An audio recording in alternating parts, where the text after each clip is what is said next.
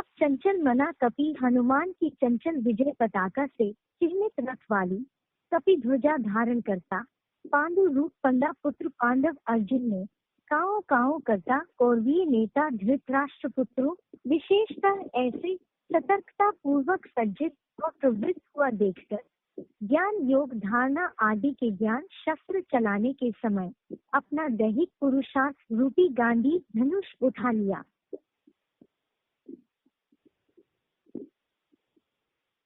इसका अर्थ समझते हैं अभी।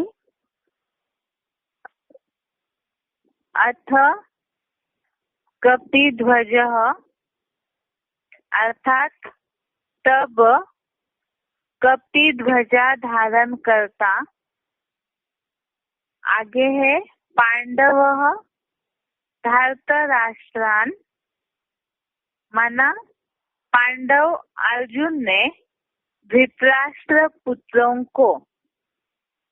आगे है व्यवस्थितान प्रवृत्ते दृष्ट्वा अर्थात सज्जित और प्रवृत्त हुआ देखकर। आगे है शस्त्र संपाते धनु उद्यम अर्थात शस्त्र चलाने के समय धनुष उठाया। अब पूरा अर्थ है तब कपि ध्वजा धारण करता पांडव अर्जुन ने धृतराष्ट्र पुत्रों को सज्जित और प्रवृत्त हुआ देखकर शस्त्र चलाने के समय धनुष उठाया। अब इसका क्लैरिफिकेशन से अर्थ समझेंगे। तब चंचल मना कपि हनुमान की चंचल विजय पताका से चिन्हित रथ वाली। चंचल मना यहाँ चंचल मन है। कपि मना बंदर हनुमान की चंचल विजय पताका से चिन्हित रथ वाली अर्थात महाभारत युद्ध में अर्जुन का जो रथ दिखाया है उसमें भगवान सारथी है रथ चलाने वाले और उस रथ के ऊपर हनुमान जो है उस जो पताका दिखाई जाती है रथ के ऊपर उसमें हनुमान रथ के ऊपर बैठा हुआ है ऐसे दिखाया जाता है।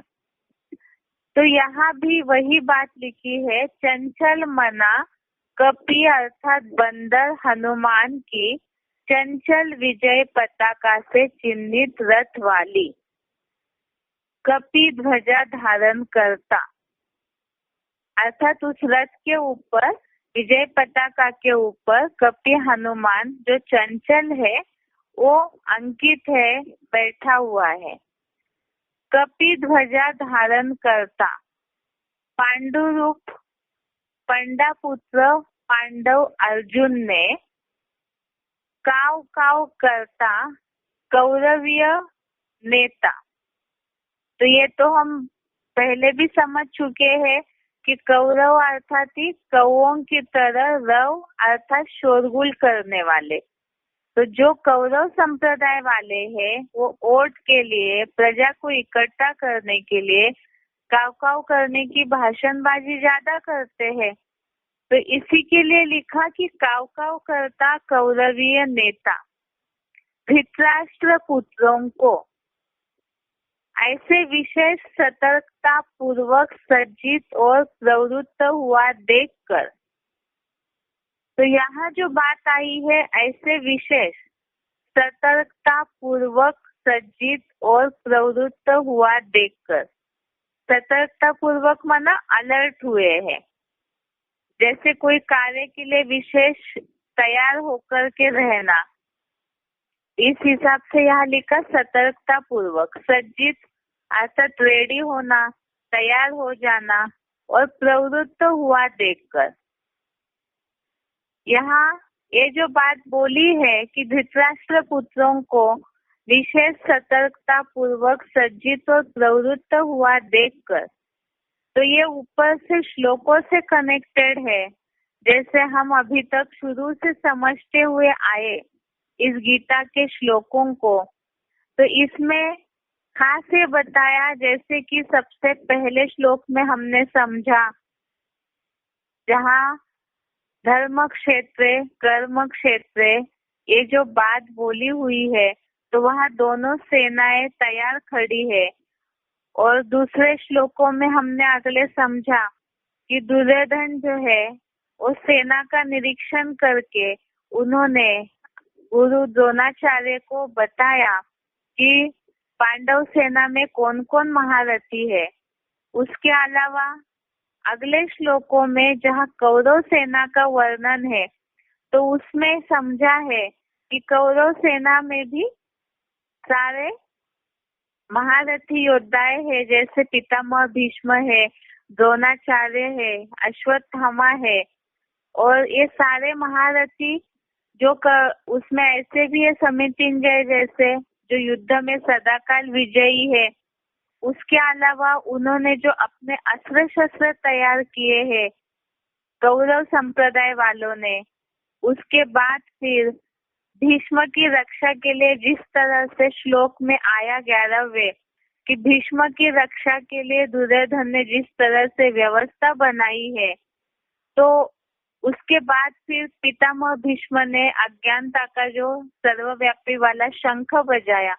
तो कौरव सेना की ये जो तैयारी है, जो खास बताई कि चारों ओर से जन धन वैभव बाहुबल या रिश्वतखोरी के द्वारा किसी भी तरह से जिन सन्यासियों का वोटदाता प्रजाजनों में मान है, उसमें भिक्षक की ही रक्षा करे और अपने अपने डिपार्टमेंट के अनुसार मोर्चे पर डटे रहे। अर्थात जो जो जिनको जैसे सेना में सेट किया हुआ है, तैयार करके खड़ा किया हुआ है, तो वो सब लोग अपने अपने मोर्चों पर डटे रहे। इस तरह की जो बातें श्लोक में आई हुई है लगातार, उसके बाद जब पितामह भीष्म ने भगवान सर्वव्यापी का अज्ञानता का शंख बजाया, उसके बाद ही मीडिया टीवी चैनल्स वगैरह में जो आवाजें होने लगी, तो ये सारा वर्णन जो बताया है कौरव सेना का, उससे रिलेटेड ही इस श्लोक में ये बात बोली है, उससे जुड़ी हुई ये बात बोली हुई है कि धृतराष्ट्र पुत्रों को ऐसे विशेष सतर्कता पूर्वक सज्जित और प्रवृत्त हुआ देखकर अपने ज्ञान योग धारणा आदि के अचानक शस्त्र चलाने के समय लचीला दैहिक पुरुषार्थ रूपी गांडीव धनुष्य उठाया। तो यहाँ धनुष्य का अर्थ हम समझे हैं कि धनुष्य अर्थात पुरुषार्थी शरीर है। ये पुरुषार्थी शरीर रथ भी है और ये पुरुषार्थी शरीर ज्ञानवान चलाने के लिए धनुष भी है, जिसके लिए बताया कि जितना जिस धनुष्य में मोल्डिंग पावर होती है, तो उतना ही वो अच्छी तरह से बाण चला सकता है। तो यहाँ ज्ञान योग धारणा आदि के अचानक शस्त्र चलाने के समय, अर्थात जब कौरव सेना वाले इस तरह से तैयार खड़े हैं, अलर्ट भी है, तो ऐसे उनको देख करके युद्ध के लिए तैयार खड़े हुए पांडव अर्जुन ने भी शस्त्र चलाने के लिए अपना पुरुषार्थी शरीर रूपी गांडीव धनुष्य उठा लिया। अर्थात ज्ञान योग धारणा ये जो चारों सब्जेक्ट है जो युद्ध के लिए उपयोग में लाते हैं, तो उसके लिए ये जो पुरुषार्थी शरीर है वो भी, उसमें भी उतनी मोल्डिंग पावर चाहिए, क्योंकि मुरली में बोला है जो जितना मोल्ड होगा वही उतना रियल गोल्ड बनेगा। और इस धर्म युद्ध में, कर्म युद्ध के भूमि में पुरुषार्थी शरीर जो है आत्मा शरीर के द्वारा ही कार्य करती है, तो इसीलिए इस शरीर में इतना लचीलापन होना चाहिए कि समय समय पे अगर इस पुरुषार्थी शरीर में लचीलापन होगा, अर्थात मोल्डिंग पावर होगी, तो उतना ही वो पुरुषार्थ में आगे बढ़ सकते हैं। अर्थात ये चारों सब्जेक्ट के शस्त्र चलाने के लिए वो उतना ही आगे जाके युद्ध में जीत पा सकते हैं। इसी भाव से यहाँ लिखा है कि कौरवों को सज्जित देखकर, रेडी देख करके, अलर्ट देख करके पांडव अर्जुन माना जो साकार तन है, जो सद्भाग्य का अर्जन करने वाला है, जो ज्ञान धन जेता, ज्ञान धन को जीतने वाला अर्जुन है, अर्थात जो साकार तन है, जो धनुष्य बाण चलाने में एक्सपर्ट है, तीखे है, तो उन्होंने इस तरह से अपना दैहिक पुरुषार्थ रूपी गांडीव धनुष्य उठाया। और यहाँ बताया है इससे हनुमान जो है उस रथ में ऊपर सवार है, तो ये निशानी है जैसे कि शंकर के सिर पर चंद्रमा दिखाया जाता है, तो हम एडवांस कोर्स के आधार से समझ रहे हैं कि वास्तव में ज्ञान चंद्रमा ब्रह्मा ही, जो अव्यक्त है, सूक्ष्म शरीरधारी है, तो वही चंचल मन वाला है फर्स्ट ब्रह्मा, और वो इस पांडव अर्जुन के रथ पर सवार है। इस तरह से इस श्लोक का अर्थ एक बार दोबारा पढ़ रहे हैं। तब चंचल मना कपि हनुमान की चंचल विजय पताका से चिन्हित रथ वाली कपि ध्वजा धारण करता पांडुरूप पंडापुत्र पांडव अर्जुन ने काव काव करता कौरवीय नेता धृतराष्ट्र पुत्रों को ऐसे विशेष सतर्कता पूर्वक सज्जित और प्रवृत्त हुआ देखकर अपने ज्ञान, योग, धारणा आदि के अचानक शस्त्र चलाने के समय लचीला दैहिक पुरुषार्थ रूपी गांडीव धनुष्य उठाया।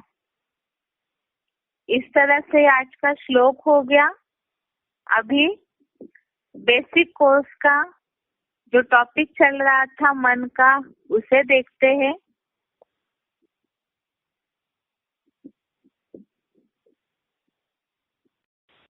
पहले तो जो कल हम टॉपिक समझ रहे थे, जो बात चल रही थी मन पे कि मन कंट्रोल कैसे होगा अभ्यास और वैराग्य से, उसे समझते हैं। उसके बाद फिर शुरू से एक बार सारा टॉपिक रिपीट करेंगे, ताकि आज शनिवार है और कल टेस्ट देना है, इसीलिए शुरू से एक बार मन के टॉपिक को फिर से रिपीट सुनेंगे, ताकि ये मन का टॉपिक लंबा होने के कारण हो सकता है कईयों को लिंक याद न रहती हो या पूरा समझ न पाए हो, तो रिपीट करने से सभी को ठीक से वो बातें समझ में आएगी। कल बात चल रही थी यहाँ हमारी कि मन कंट्रोल कैसे होगा। इसके लिए हमने समझा है मन को कंट्रोल करने के लिए अभ्यास और वैराग्य की आवश्यकता है। तो अभ्यास और वैराग्य कैसे आएगा? सबसे पहले तो इसके लिए भगवत गीता में क्या बताया है, वो श्लोक जो हमने कल पढ़ा था 6वें अध्याय का 35वां श्लोक, अध्याय 6 श्लोक नंबर 35, ये श्लोक पढ़ा था कल हमने। असंशयम महाबाहो मनो दुर्निग्रहम चलम अभ्यासेन तु कौन्तेय वैराग्येन च गृह्यते। अर्थात निसंदेह हे महाबाहु तीव्र धावी चंचल कपिध्वज मन दुराग्रही है, किंतु हे अर्जुन एटमिक महाविनाश के वैराग्य और योगाभ्यास से वश में आता है। अर्थात ये जो तीव्र धावी है, अर्थात तेजी से दौड़ने वाला चंचल बंदर की तरह, ध्वज माना पताका, तो ये जो बंदर की तरह मन है ये बहुत दुराग्रही है, अर्थात दुष्ट रूप से आग्रह करने वाला माना जबरदस्ती करने वाला है, चंचल है, हठी है। हे अर्जुन, एटॉमिक महाविनाश के वैराग्य और योग अभ्यास से वश में आता है। अर्थात मन को ये बात पूरी तरह से समझाएंगे कि ये दुनिया जो है वो महाविनाश होने वाली है और उसके साथ साथ मन को एकाग्र करने के लिए योग अभ्यास की आवश्यकता है। तो ये दोनों से अभ्यास और वैराग्य कि दुनिया तो अब गई की गई, खत्म हो गई, ऐसे जो समझेंगे तो उसी से ही मन जो है वो स्थिर हो सकता है। जिसके लिए कईयों के मन में ये बात आती है, जैसे ही विनाश की बात उठाते हैं तो लोग कई बार ये बोलते हैं, ऐसे तो कई सालों से सुनते आए हैं विनाश होगा, लेकिन विनाश दिखाई नहीं दे रहा है। वैसे देखा जाए तो ये जो कोरोना हो रहा है, भूकंप आ रहे हैं, ये जो अभी लड़ाई हुई लेटेस्ट में, तो ऐसे जो भी हो रहा है दुनिया में, तो ये सारे विनाश के ही असर है। लेकिन प्रकृति जो है मनुष्यों को समय दे रही है कि वो भगवान के कार्य को पहचान करके अपनी आत्मा को एकाग्र करके मन को परमात्मा से जोड़े। और वैसे ज्ञान में चलने वालों के लिए तो ये बात मुरलियों में बताई है, आप मुए मर गई दुनिया, आप मुए जग प्रलय। तो इसीलिए ये बात बुद्धि में जिनके फिक्स हो जाएगी कि ये दुनिया अब गई की गई, तो ऐसा जब वैराग्य आ जाएगा और उसके साथ साथ निरंतर नितांत योग अभ्यास करेंगे, तब ये जो मन है वो वश में आ जाएगा, कंट्रोल में आ जाएगा। अब इसके लिए है कि अभ्यास क्या किस तरह करना चाहिए और वैराग्य किस तरह से आएगा। इसके लिए भी हमें समझना है कि किस तरह से प्रैक्टिस करनी होगी मन को स्थिर करने की। चंचल मन जहाँ जहाँ चलायमान हो रहा है वहाँ से मन को नियमित करके आत्मा के ही वश में ले आए। अर्थात मन जो है जिस इंद्रिय के भोग में खींच के चला जाता है, तो वहाँ से मन को अभ्यास करके वश में लाना होगा। अब ये कैसे करना है, इसके लिए थोड़ा सा अगर प्रैक्टिकल जीवन का उदाहरण दे, तो जैसे पहले उदाहरण दिया था, कईयों को हो सकता है कि टीवी देखने की आदत हो ज्ञान में आने के पहले से ही। कई ऐसे भी है जिनको न्यूज देखने की आदत होती है। तो बाबा तो मुरलियों में बताते हैं कि वास्तव में शिव बाबा की मुरली में तो सारी दुनिया का समाचार रहता है, वही हमारे लिए सबसे अच्छा न्यूज़पेपर है। तो ये बात जिनकी बुद्धि में बैठेगी तो दुनियावी जो समाचार है, जो भस्मीभूत दुनिया है, उसमें नया समाचार क्या होगा। बाबा ने तो बोला है कि नथिंग न्यू, जो भी बातें दुनिया में हो रही है वो तो हमें पहले से ही पता है कि ये सारे विनाश के आसार है। दुनिया में जो भी करप्शन हो रहा है, भ्रष्टाचार हो रहा है, जो कुछ भी हो रहा है, तो इसीलिए ही ये बात बुद्धि में रह जाएगी। तो आंखों से ये सारा सुख लेने की, कानों से ये सारा समाचार सुनने की इच्छा मन में नहीं होगी। तो इस तरह से बातें बुद्धि में ज्ञान की अगर कन्विंस करने की सोचते हैं, तो मन जो है आंखों से, कान से ऑटोमेटिकली ही मन आत्मिक स्थिति में स्थिर हो जाएगा। इसी के लिए बताया कि मन को नियमित करके आत्मा के ही वश में लाए। दूसरी बात, हम अगर ये समाचार देखते भी है, सुनते भी है, तो हम इसमें कुछ करेंगे नहीं। अगर हम आत्मिक स्थिति की प्रैक्टिस करते हैं तो जो पॉजिटिव वाइब्रेशंस बनेंगे उससे दुनिया को शांति मिल सकती है। इसीलिए ही जरूरी है कि मन को नियमित करके आत्मा के ही वश में लाए। दूसरा बताया है, ये जो श्लोक है 6वें अध्याय का 26वां श्लोक, अध्याय 6 श्लोक नंबर 26, इसमें बताया यतो यतो निश्चरति मनः चंचलम अस्थिरम ततः ततः नियम्य एतत् आत्मनि एव वशम नयेत।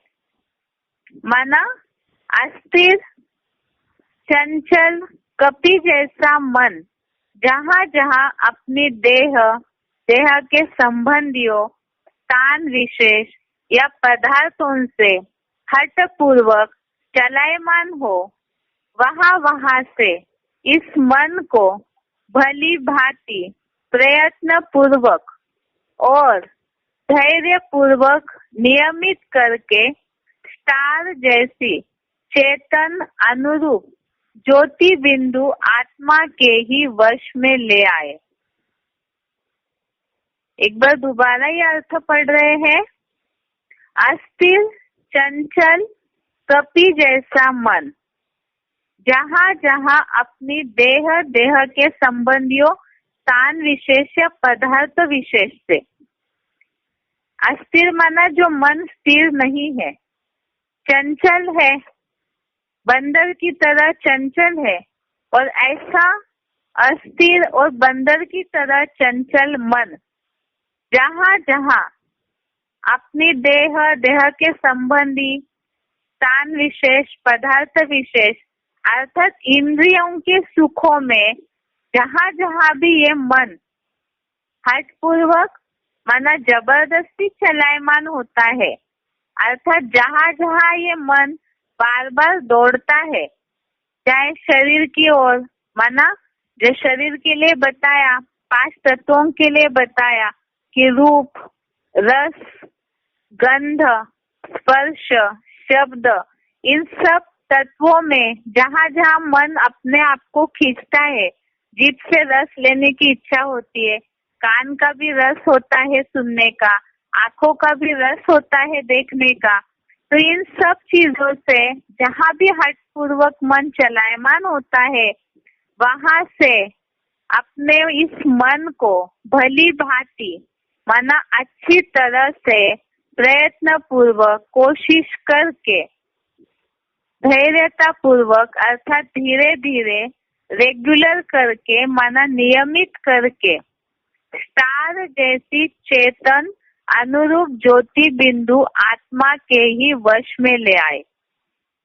सबसे पहले तो हम जो ज्ञान में चल रहे हैं, हमें इस बात की नितांत प्रैक्टिस होनी चाहिए कि बार बार मन को जो स्टार जैसी अनुरूप ज्योति बिंदु आत्मा भ्रुकुटी में विराजमान है, तो मन बुद्धि एकाग्र करके बार बार उसमें कोशिश करते रहेंगे, तो ये मन जो है वो आत्म स्टार में जब एकाग्र हो जाएगा, कंट्रोल में आ जाएगा, तो उससे बुद्धि जो है धीरे धीरे उपराम हो जाएगी, जिसके लिए आगे के श्लोक में हम समझ रहे हैं इस बात को कि धीरे धीरे मन धैर्य वाली बुद्धि द्वारा उपराम हो जाए और आत्म बिंदु में स्थित करके कुछ भी चिंतन न करे। अब जब देह के संबंधी स्थान पदार्थ विशेष के प्रति वैराग्य आ जाएगा, और जो अभी अभी बताया शब्द, रूप, रस, गंध, इन सब चीजों का रस लेने की, सुख लेने से वैराग्य आ जाएगा। मन इस बात को अभ्यास कर करके जब समझ जाएगा, तो उपराम होना अर्थात जो बुद्धि अटकी हुई है, मन कोई चीज में अटका हुआ है, जकड़ा हुआ है, तो उससे वो ऊपर उठ जाएगा। और इसीलिए बताया आत्म बिंदु में स्थित करके कुछ भी चिंतन न करें। तो अपने मन के विचारों को इस तरह से रोकने की धीरे धीरे कोशिश करनी है। आत्मा स्टार, आत्मा ज्योति बिंदु के अलावा कुछ भी न सोचे। जब इस तरह की प्रैक्टिस हो जाएगी, तो ये मन बुद्धि द्वारा उपराम हो जाएगा, जिसके लिए श्लोक है 6वें अध्याय का 25वां श्लोक, अध्याय 6 श्लोक नंबर 25। इसमें बताया है, शने शने उपरमेद बुद्ध्या धृति गृहीतया आत्म संस्तम मनः कृत्वा न किश्चित अपि चिंतयेत। माना धीरे धीरे मन 100 वर्षीय पुरुषोत्तम संगम युग में नंबरवार पुरुषार्थ से धैर्य वाली बुद्धि द्वारा पूरा उपराम हो जाए। मन बुद्धि बल को चैतन्य आत्म बिंदु में पूरा स्थिर करके स्वर्ण लिंग रूप सगुण प्लस निर्गुण आत्मा सदाशिव ज्योति सिवाय कुछ भी चिंतन न करे। तो यहाँ है कि कईयों को ये बुद्धि में रहे कि हम आज ज्ञान में चलने लगे और तुरंत हमारा मन कंट्रोल हो जाए, तो ये तो पॉसिबल नहीं है, संभव नहीं है। क्यों संभव नहीं है? क्योंकि आत्मा जो है द्वापर युग से नीचे उतरती आई, तो 63 जन्मों से देह भान का, दैहिक लोगों का, अनेकों का संग करते हुए आई है। तो मन तो चंचल होगा ही, कई जन्मों का चंचलता उसमें भरी हुई है। इसीलिए यहाँ अर्थ में लिखा हुआ है कि धीरे धीरे मन 100 वर्षीय पुरुषोत्तम संगम युग में नंबरवार पुरुषार्थ से, अर्थात ये तो नंबरवार होगा, लेकिन जो जितना पहले कोशिश करेंगे तो उतना ही परमात्मा के नजदीक जल्दी पहुंचेंगे। तो 100 वर्षीय पुरुषोत्तम संगम युग में नंबरवार पुरुषार्थ से धैर्य वाली बुद्धि द्वारा पूरा उपराम हो जाए, अर्थात धैर्यता से धीरज पूर्वक धीरे धीरे बुद्धि द्वारा पूरा उपराम हो जाए। अर्थात बुद्धि में जो निर्णय शक्ति, परख शक्ति है, उस आधार से जहाँ जहाँ भी मन दौड़ता है, तो बुद्धि अगर सही निर्णय करती है कि किस, जैसे देह के कोई तत्व में बुद्धि जा रही है, कान का सुख लेने में मन दौड़ता है या तो आंखों का सुख लेने में मन दौड़ता है, तो बुद्धि जो है वो अगर सही निर्णय करती है तुरंत, तो उससे मन को भी वो वशीभूत करके उपराम करके ले जाएगी। इसीलिए बोला कि धैर्य वाली बुद्धि द्वारा पूरा उपराम हो जाए। मन बुद्धि बल को चैतन्य आत्म बिंदु में पूरा स्थिर करके, तो सार बता दिया, जहाँ जहाँ भी ये मन दौड़ता है तो मन बुद्धि बल को चैतन्य आत्म बिंदु में पूरा स्थिर करके, तो स्टार में रुकुटी के बीच में अगर मन बुद्धि स्थिर हो जाए और साथ में स्वर्ण लिंग रूप सगुण प्लस निर्गुण आत्मा सदाशिव ज्योति सिवाय कुछ भी चिंतन न करे, अर्थात यह साकार निराकार का जो मेल है, उस अव्यक्त मूर्तिना जिसे कहा है, तो ऐसे साकार निराकार के मेल शिव बाबा जो निराकारी स्टेज वाले हैं, तो उनको याद करके उसके अलावा और कुछ भी चिंतन न करे, कोई संकल्प न चलाए, तो ये मन बुद्धि द्वारा पूरा स्थिर हो जाएगा। जिसका सार ये है, जो मुरलियों में बाबा बोलते हैं कि आत्मिक स्थिति में स्थिर होकर के शिव बाबा को, साकार में निराकार शिव बाबा को याद करना है। तो ऐसी जिनकी प्रैक्टिस ज्यादा होगी नंबरवार पुरुषार्थ अनुसार, तो उनका मन बुद्धि द्वारा उपराम हो जाएगा। जिसके लिए बताया कि मन जो है वो बार बार इंद्रियों के विषयों के ध्यान से आत्म बिंदु की ध्यान के ऊपर ले जाना है, तब अत्यंत उत्तम सुख का अनुभव करता है। तो अभी तक हमने इस बात को समझा है कि अतीन्द्रिय सुख क्या है। बुद्धि द्वारा ग्राह्य होने वाला ये जो सुख है, वही अतीन्द्रिय सुख है, जो मन बुद्धि की एकाग्रता के द्वारा वाइब्रेशंस का सुख ग्रहण किया जाता है। और मनुष्य जिस सुख की चाह में भटक रहा है, वास्तव में वो इंद्रियों का सुख नहीं है, मन बुद्धि का सुख है, जो मन बुद्धि को एक असीम शांति की ओर, असीम शांति की दुनिया में ले जाता है। और उसी के लिए ही हमने अभी तक ये श्लोक समझे हैं। जो 5वें अध्याय का 24वां श्लोक समझा, अध्याय 5 श्लोक नंबर 24, और 6वें अध्याय का 20 और 21 श्लोक समझा, अध्याय 6 श्लोक नंबर 20 और 21, जिसमें अतीन्द्रिय सुख के बारे में बताया है। तो वास्तव में आज दुनिया को हमें उस सुख के बारे में बताना जरूरी है। अब ये सुख पाने के लिए क्या करना होगा? तो जिसके लिए पहले समझा हमने अभ्यास। तो अभ्यास के लिए अभी अभी 2 श्लोक पढ़े हमने, जैसे अभ्यासेन तु कौन्तेय वैराग्येन च गृह्यते। फिर मन को चंचल जो मन है उसे अभ्यास करके स्थिर करना है।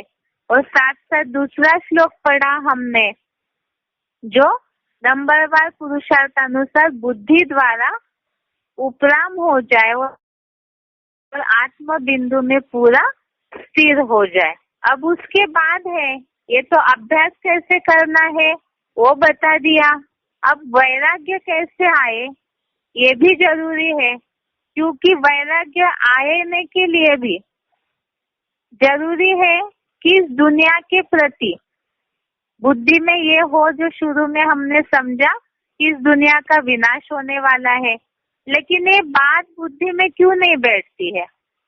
इसलिए नहीं बैठती है क्योंकि अनेक मतांतरों में, ढेर सारी दुनिया में जो तुंडे तुंडे मतिर भिन्ना फैली हुई है, अनेक मतों की भिन्नता जो फैली हुई है, उसमें सुनते सुनते हमारी बुद्धि फंस गई है।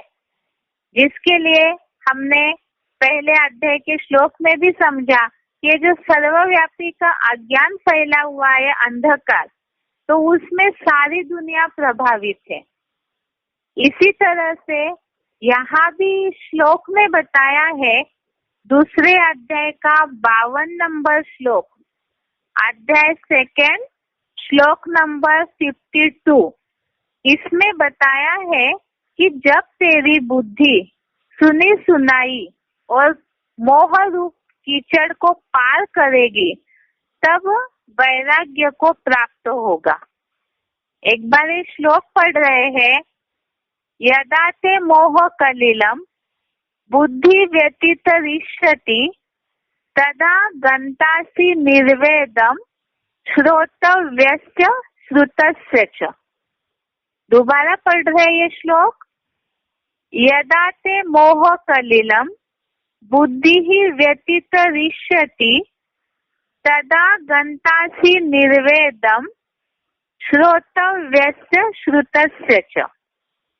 माना, जब तेरी द्वापर से ही विकारी बनी बुद्धि मीडिया, शास्त्र, दैहिक गुरुओं आदि की सुनी सुनाई और विदेशियों विधर्मियों की अंधश्रद्धा युक्त झूठी बातों के मोह रूप कीचड़ को भली भांति पार करेगी, तब मिसाइलों से भस्मीभूत होने वाली दुनिया के वैराग्य को प्राप्त होगा। अर्थात जैसे अभी अभी हमने समझा कि द्वापर युग से ही जो अज्ञानता, अंधकार वाली बातें फैली हुई है, साथ में देहभान में आकर के अनेकों का संग का रंग लिया है, तो इससे विकारी बन चुकी है बुद्धि।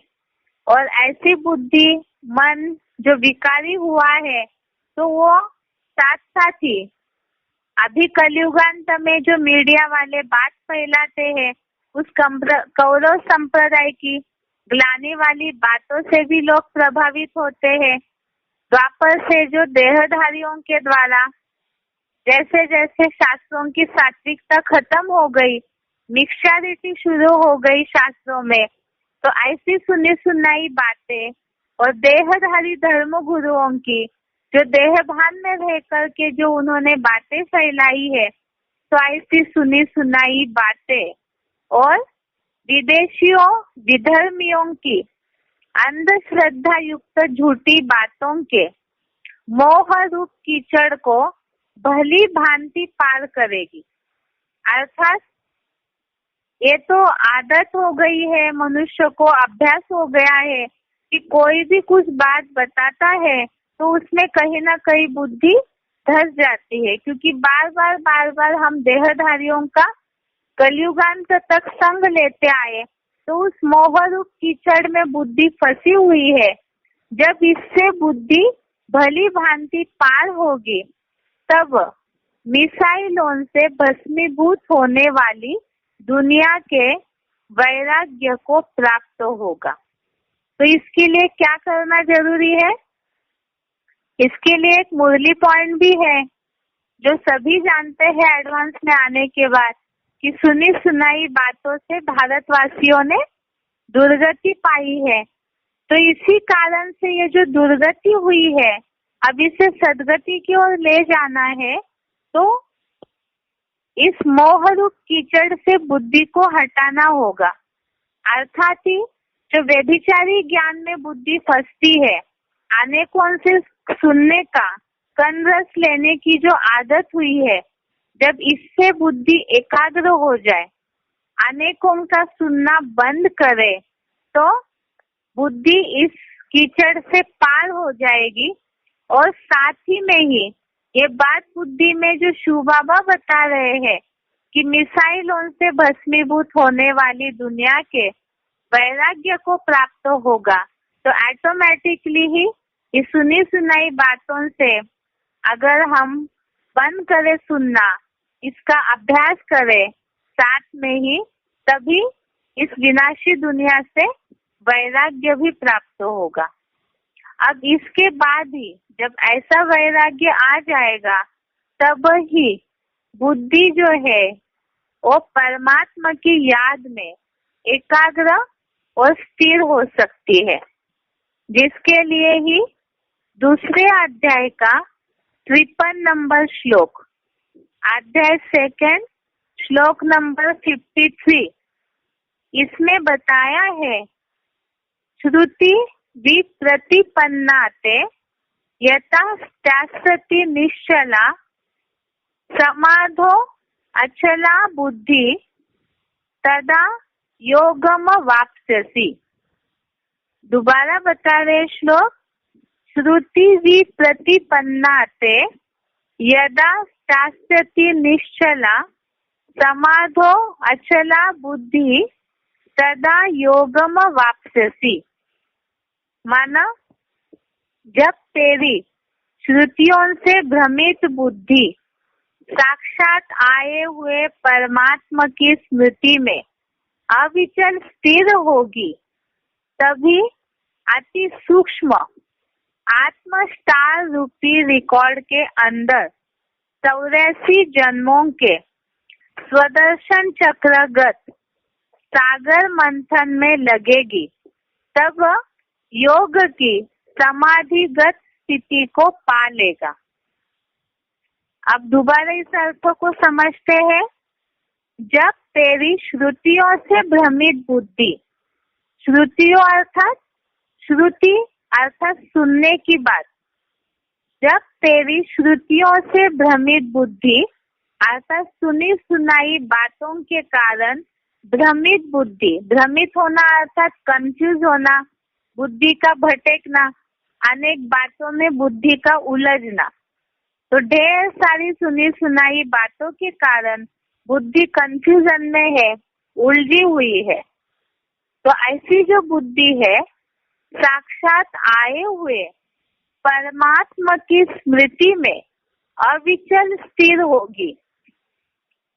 तो ये तो हमने ज्ञान के आधार से समझा है कि जो परमात्मा इस साकार सृष्टि पर आकर के जो ज्ञान दे रहे हैं, उस ज्ञान के द्वारा अव्यभिचारी याद में परमात्मा की, शिव बाबा की स्मृति में, याद में जब बुद्धि अविचल स्थिर होगी, अर्थात स्थिर हिलना बंद हो जाएगा। तब माना चंचलता बंद हो जाएगी, स्थिर हो जाएगी, एकाग्र हो जाएगी। तभी अति सूक्ष्म आत्मस्टार रूपी रिकॉर्ड के अंदर 84 जन्मों के स्वदर्शन चक्रगत सागर मंथन में लगेगी।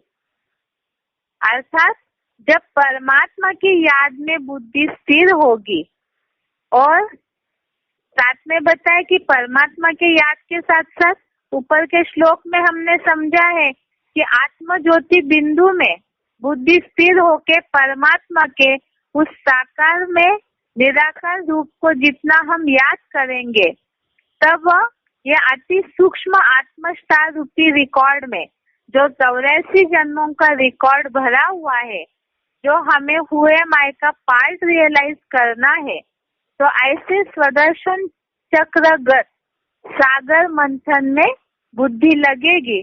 तब योग की समाधिगत स्थिति को पा लेगा। समाधिगत स्थिति अर्थात जो दुनिया में कहते हैं लोगों ने समाधि ली, अर्थात तो पूरी तरह से देह से उपराम होकर के स्थिर हो जाते हैं। लोग तो दुनिया में समाधि में जाकर के शरीर छोड़ते हैं। अब यहाँ तो शिव बाबा ने हमें शरीर छोड़ना नहीं बताया, यहाँ तो जीते जी मरने की बात है। अर्थात देह से पूरा ही बुद्धि डिटैच हो जाए, ऐसी समाधिगत स्थिति को पा लेगा। अर्थात आत्मस्टार में मन बुद्धि एकाग्र होके परमात्मा की याद में स्थिर हो जाएगी, तो देह से पूरा उपराम हो जाएगी, एकाग्र हो जाएगी। ऐसी समाधिगत स्थिति को पा लेगा। तो इसके लिए हमने समझा कि मन एकाग्र होने के लिए क्या करना जरूरी है। एक तो अभ्यास और वैराग। अभ्यास के लिए हमने समझा कि धीरे धीरे मन को देह के संबंधी देह के पदार्थों से धीरे धीरे मन को एकाग्र करके भली भांति प्रयत्न पूर्वक धैर्यता से रेगुलर अभ्यास करके आत्मा के वश में लाना है। और उसके साथ साथ जब आत्म बिंदु में पूरा स्थिर करते हैं, मन द्वारा बुद्धि पूरा उपराम हो जाए, आत्म बिंदु में स्थिर हो जाए, तब उस सगुण निरगुण जो सदाशिव ज्योति है, परमात्मा का जो निराकारी स्टेज वाला साकार रूप है, तो उसके अलावा कुछ भी चिंतन न करे।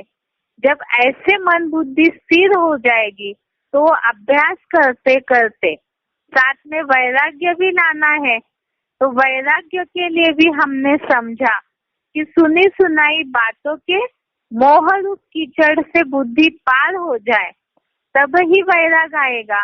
अर्थात अनेकों की बातों में जो हमारी बुद्धि फंसी हुई है, तो उस बात का महत्व समझ में आए कि हमें अनेकों की कोई भी बात कानों से सुन के कान को व्यभिचारी बनाना ही नहीं है।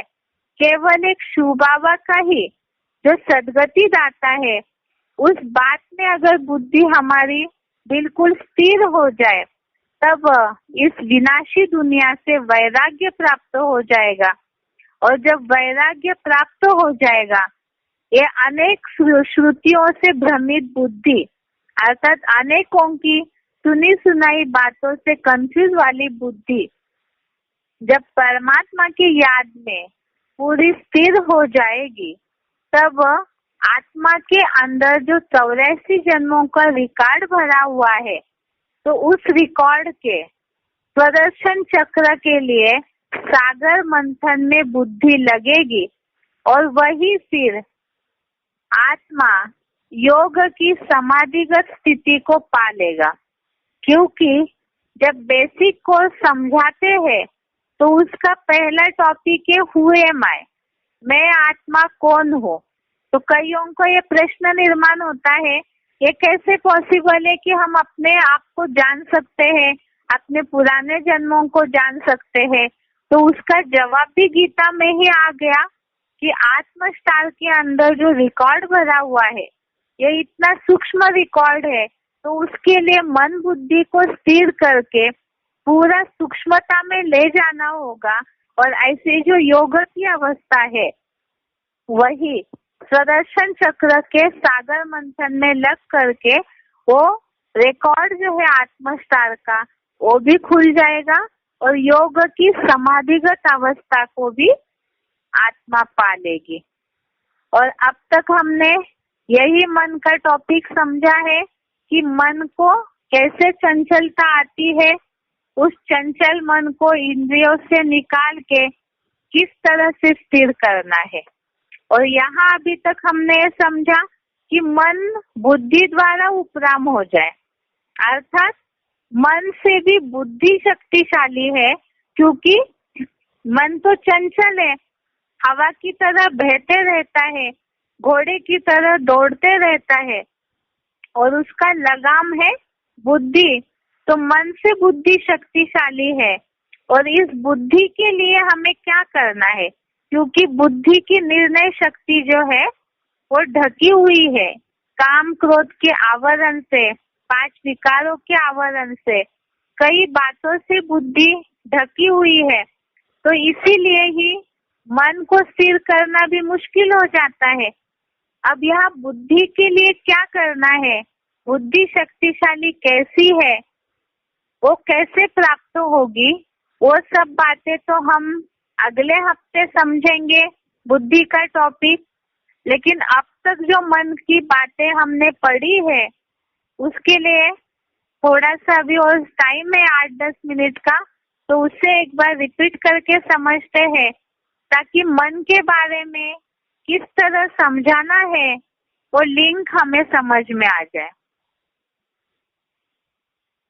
शुरुआत में ही बताया था कि जैसे आत्मा शरीर रूपी 5 तत्वों के पिंजड़े में बंधी हुई है और इस इंद्रियों के द्वारा ही कार्य करती है, तो इसीलिए आत्मा जो है वो शरीर रूपी इंद्रियों में, इंद्रियों के द्वारा कार्य करती है। तो आत्मा शरीर में बंध जाती है। जरूरी है कि आत्मा इस बात को समझे, मन बुद्धि और संस्कारों का संघात ही वास्तव में आत्मा है और इसमें सबसे शक्तिशाली क्या है, मन है। और मन जो है वो सोचने विचारने की शक्ति, संकल्प शक्ति जो बहुत बड़ी शक्ति है, इसीलिए ही दुनिया में भी माना जाता है मन जीते जगत जीत, मन के हारे हार, मन के जीते जीत। आज की दुनिया में जो शारीरिक बीमारियां फैली हुई है, लोग डिप्रेशन में जा रहे हैं, मेंटल पेशेंट बन रहे हैं, इस तरह से जो भी मानसिक बीमारियां होती है, तो ये सबका कारण मूल है मन। क्योंकि हमने शुरू में समझा कि आत्मा बीज है और शरीर वृक्ष है, तो वृक्ष तभी सूख जाता है जब बीज को ताकत नहीं मिलती है। तो इसी तरह से यहाँ भी ये मन जो है वही बीमार है। क्यों बीमार है? क्योंकि मन एकाग्र नहीं है, अस्थिर है, चंचल हुआ है। इसी के कारण ही मन दुखी हो जाता है, तो उसके कारण डिप्रेशन पेशेंट बन जाते हैं, शरीर भी बीमार बन जाता है। कई डॉक्टर्स भी इस बात को कहते हैं पेशेंट से कि अगर बीमारी लंबे समय की ठीक नहीं हो रही है तो जरूर मन में कोई टेंशन है। तो ये अनेक विचारों में जो मन भटक रहा है, तो इसे ठीक करना पड़ेगा पहले। वो कैसे ठीक होगा? तो सबसे पहले तो जरूरी है, जब बीमारी आती है तो डॉक्टर्स पहले ये पूछते हैं कि दिनचर्या क्या है, रहते कैसा है व्यक्ति, क्या खाता है, क्या पीता है। तो इसी तरह से मन की बीमारी का क्या कारण है, तो उसे तो परमात्मा जो रूहानी सर्जन है, डॉक्टर है, वही बता सकते हैं कि मन की बीमारी का क्या कारण है। तो इसे खास गीता में बताया हुआ है कि इंद्रिया जो है सत रज तम 3 गुणों में प्रभाव में आ जाती है और इंद्रिय उसी के वशीभूत होकर के कर्म करती है। और जब ऐसे कर्म करती है तो मन को, चाहे कितना भी बुद्धिमान पुरुष हो, वो मन को जबरियन अपनी तरफ खींच लेती है। मन जो है इंद्रियों के सुखों में भटकने लगता है, क्योंकि इंद्रियों से मिलने वाला जो अल्पकाल का सुख है वही सुख मन को सही लगने लगता है, जिसके लिए हमने दूसरे अध्याय का 60 नंबर श्लोक समझा था। सेकेंड अध्याय का 60 नंबर श्लोक, जिसमें हमने समझा है कि मन बीमार क्यों हुआ, क्योंकि इंद्रियों के सुखों ने उसे जबरियन अपनी तरफ खींचा है। अब आइए अगले बात पे कि ये जो मन है ये खींचता है, तो इसके लिए क्या करना जरूरी है।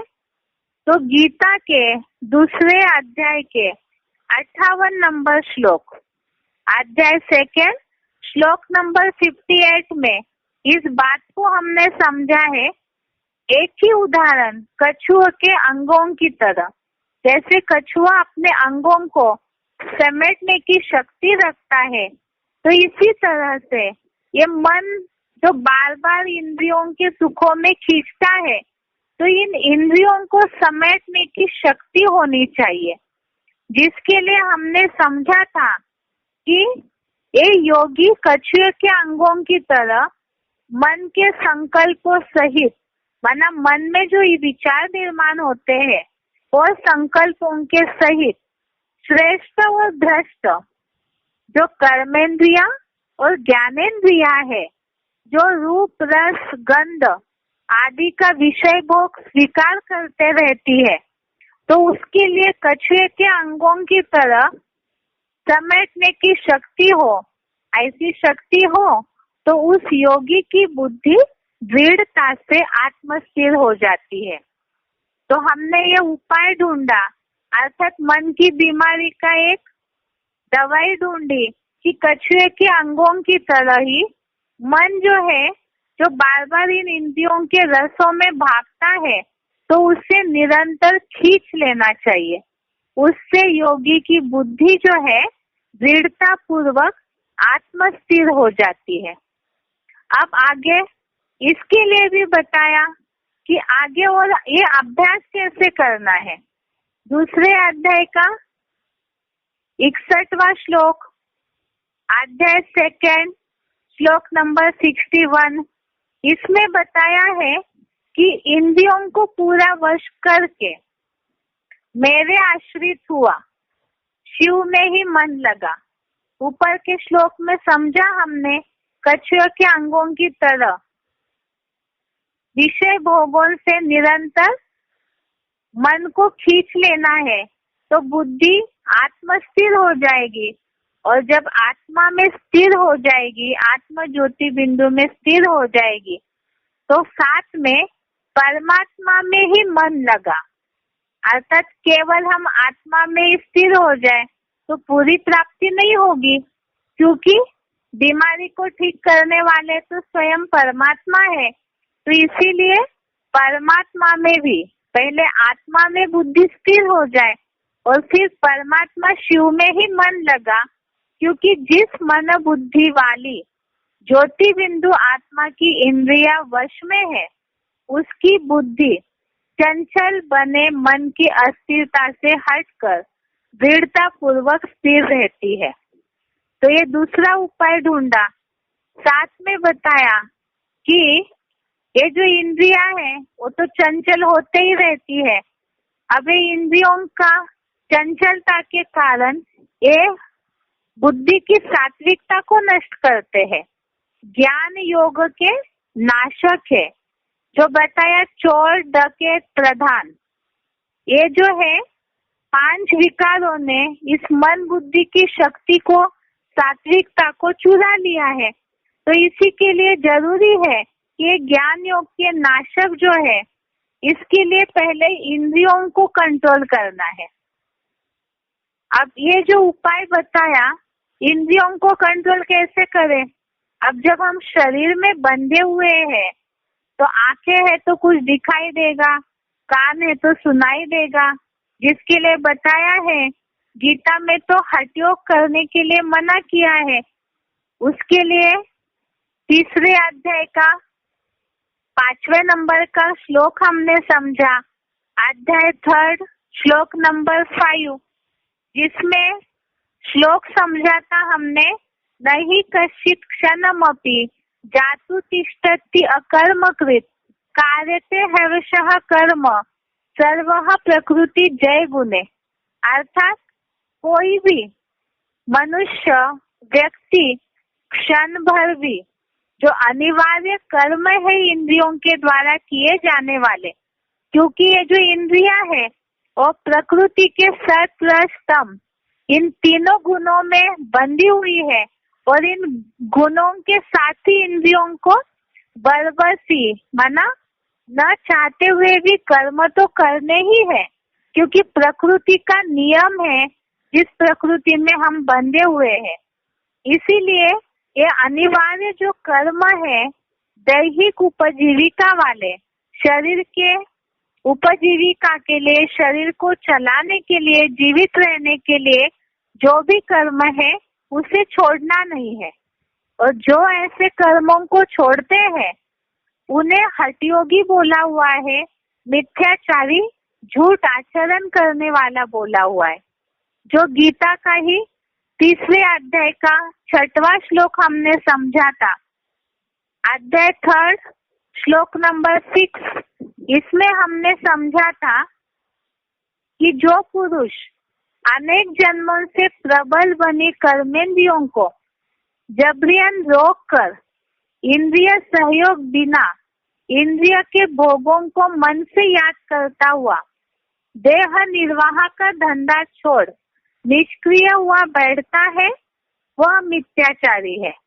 अर्थात ये जो बताया कि इंद्रियों से कर्म करना छोड़ दिया, देह के धंधे करना छोड़ दिया, निष्क्रिय माना कुछ भी न करके बैठा हुआ है, लेकिन मन से सारे जो पहले से ही इंद्रियों के भोग भोगे है, आंखों का सुख लिया है, कानों का सुख लिया है, उसे बार बार याद करते रहते हैं। तो ऐसा जो है वो ढोंगी कहाँ है, मिथ्याचारी कहाँ है, हठयोगी कहाँ है। तो वास्तव में ऐसा झूठ आचरण करने की आवश्यकता ही नहीं है। तो गीता में उसका भी उपाय बताया है कि जब स्वाभाविक रीति से ये शरीर मिला है, प्रकृति द्वारा बना हुआ, आत्मा इसमें विराजमान है, तो इसका एक अच्छा उपाय बताया हुआ है गीता में ही। क्या उपाय? सारे कर्म करते हुए भी, जैसे कि योग युक्त पुरुष कुछ भी नहीं करता है। ऊपर हमने एक श्लोक समझा, कछुए के अंगों की तरह समेटने की प्रैक्टिस।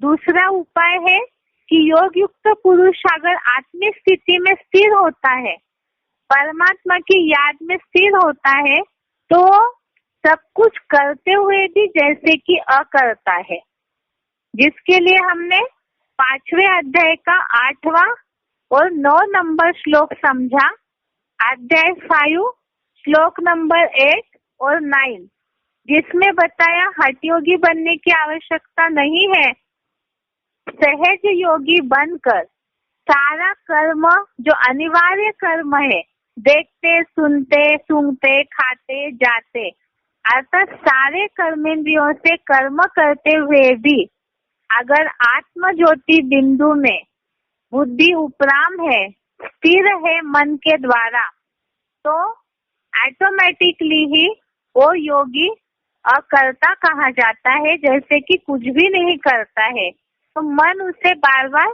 खींचेगा नहीं, क्योंकि उसने इंद्रियों को समेट लिया है, साथ में आत्म ज्योति बिंदु में मन स्थिर है। जिसके लिए बताया कि वास्तव में ऐसे जो योगी करते हैं तो उनके लिए उनकी निशानी बताई है। उनके लिए क्या सहज होगा? विषय भोग का त्याग करने वाले पुरुष के भोग हटते हैं, रस लेने की आसक्ति नहीं हटती, परंतु स्थित प्रज्ञ की आसक्ति भी परमार्थ को देखकर हट जाती है। अर्थात जो मन से याद करते रहेंगे तो वो तो रस लेते ही जा रहे मन से, तो मन तो भटकते ही रहेगा। मुख्य बात तो है हमें यहाँ मन की बीमारी को ठीक करना है, मन को स्थिर करना है। इसलिए बताया कि मन से उसका रस न ले, आत्म ज्योति बिंदु में स्थिर करे। तो ऐसा जो स्थित प्रज्ञ है उसकी आसक्ति परमार्थ को देख करके हट जाती है। अब इसके लिए बताया कि आसक्ति हटने के लिए और आसक्ति निर्माण होने का कारण क्या है। क्योंकि मन बार बार चलायमान होता है तो ये आसक्ति हटने के लिए उपाय बताया हुआ है।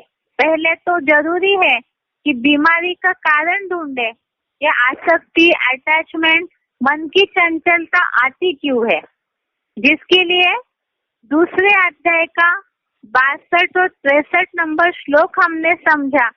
अध्याय सेकंड श्लोक नंबर 62, 63, जिसमें हमने समझा है कि मन से अगर उस विषय भोग को याद करेंगे बार बार तो अटैचमेंट तैयार होगा, निर्माण होगा। अटैचमेंट से इच्छाएं निर्माण होगी, इच्छाएं पूरी नहीं होगी तो क्रोध आएगा, क्रोध से मूढ़ता आएगी, उससे बुद्धि का स्मृति का नाश होगा और उससे अनिश्चय रूपी मृत्यु हो जाएगी।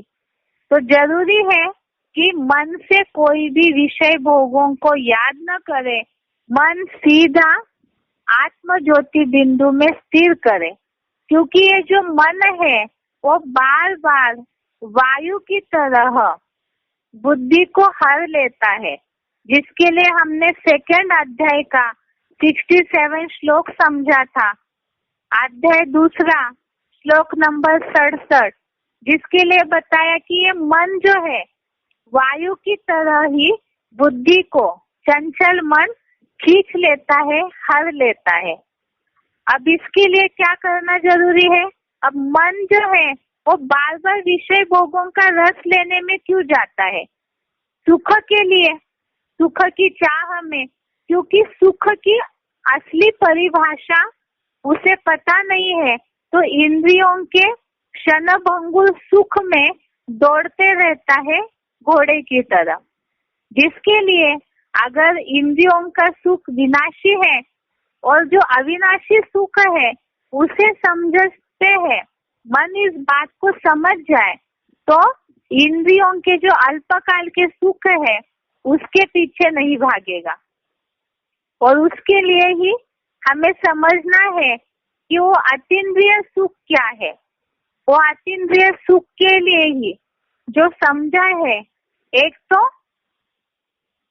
श्लोक नंबर 6 का 21, श्लोक नंबर 6 का 22, अध्याय 6 और श्लोक नंबर 21, 22, इसमें बताया कि ये जो बुद्धि के द्वारा ग्रहण करने वाला है वही अतीन्द्रिय सुख है, जिसमें स्थित हुआ माना मन इंद्रियों के सुख से हट के बुद्धि के द्वारा ग्रहण करने वाला जो वाइब्रेशन का सुख है उसे जब समझे तो वो महान दुख से, ये जो विनाश का महान दुख है उसमें कभी भी हिलेगा नहीं, अस्थिर नहीं होगा, विचलित नहीं होगा।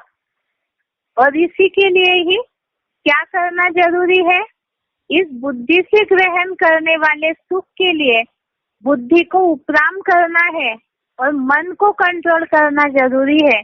और ये मन कैसे कंट्रोल होगा, जिसके लिए हमने समझा है आज ही शुरुआत में कि अभ्यास करते करते मन कंट्रोल हो जाएगा और साथ साथ बुद्धि को भी उपराम करते जाना है। तो अभ्यास और वैराग्य, अभ्यास करते करते मन स्थिर हो जाएगा और साथ में इस दुनिया की सुनी सुनाई बातों से जब इस कीचड़ से बुद्धि पार हो जाएगी, एक शिव बाबा की याद में बुद्धि लग जाएगी, तो इस दुनिया से भी वैराग आ जाएगा और फिर मन बुद्धि के द्वारा स्थिर होगा। लेकिन बताया कि मन से बुद्धि शक्तिशाली है तो बुद्धि की स्मृति अर्थात बुद्धि का नाश न हो परख शक्ति, निर्णय शक्ति पे जो आवरण ढका हुआ है अनेक बातों का, वो निकल जाए तो ये शक्तिशाली बुद्धि जब कवच हट जाएगा तो वो सही निर्णय लेगी और वो मन को भी खींचेगी। तो ये बुद्धि क्या है, इसे हम अगले हफ्ते में समझते हैं। आज के लिए यहाँ तक ही। ओम शांति।